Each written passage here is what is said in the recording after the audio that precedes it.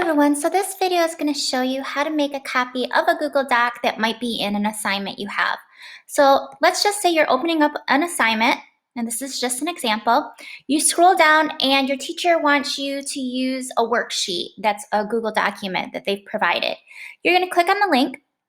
It's going to open it up in your Google Drive, and you might see several things, or you might notice that you can't actually type on the document.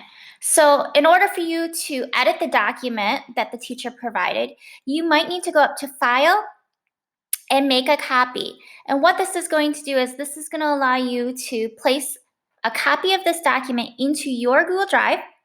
It also will allow you to find in your Google Drive where you'd like to put it. So if you have a designated folder in there, that's great. You can rename the document so that way you can find it in your Google Drive. So maybe this is worksheet technology.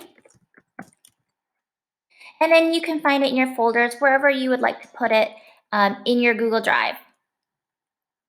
And then hit OK. And what this is going to allow you folks to do is edit the Google document that your teacher provided. So that way you can make the changes, answer the questions, etc.